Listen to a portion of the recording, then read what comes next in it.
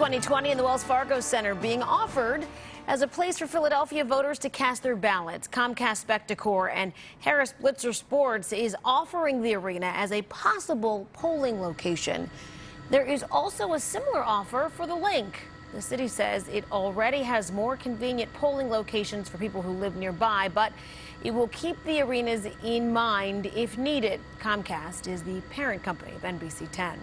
Election Day, it's just now 9 weeks from today, and as voters are deciding how to cast their ballots, elections officials are preparing and looking for your help. They need poll workers, and they are willing to pay, too. NBC10's Mayk is live at the Wells Fargo Center now. So, Lauren, how close are they to getting enough of those workers?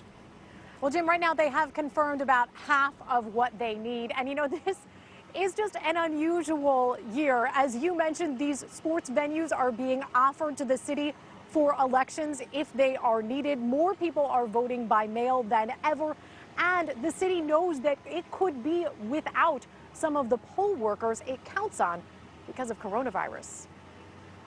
When we go in our poll locations, the first people that we encounter are the poll workers. In Philadelphia, officials planning another election amid a pandemic have learned some lessons after call-outs during the primary by poll workers. We had some election boards that literally had tears in their eyes, you know, because they've been doing it for so long, and they just had fears of the COVID-19 and they didn't want to catch it, and they didn't come out. So now officials are setting up a table and putting out the word that they need help, especially hoping young people will step up. With the pandemic, we're all unemployed, so why not? 20-year-old Lee Jones is one already answering the call. The jobs pay up to $250. Jones is a youth ambassador for the City of Dreams Coalition and is hoping he might encourage others to get involved. Maybe they want to do it.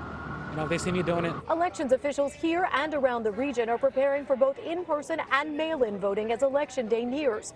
A new NBC SurveyMonkey weekly tracking poll gives us new insight into how people plan to vote. 19% say they plan to vote early in person. 33% plan to vote by mail. Another third say they'll vote in person on Election Day, and 11% say they might not vote at all. There is a partisan divide, too. 22% of Democrats or those who lean Democrat plan to vote in person, while it's 54% of Republicans and those leaning Republican. When it comes to voting by mail, it's the other way around. 50% of Democrats or those leaning Democrats say that's how they'll vote. 18% of Republicans or those leaning Republican plan to vote by mail. So if you are interested in being a poll worker on Election Day, here's the good news. City commissioners have actually boosted the amount that you get paid. I mentioned $250. That is if you go through the training, and they do need quite a few more. Live in South Philadelphia, I'm Mayk, NBC10 News.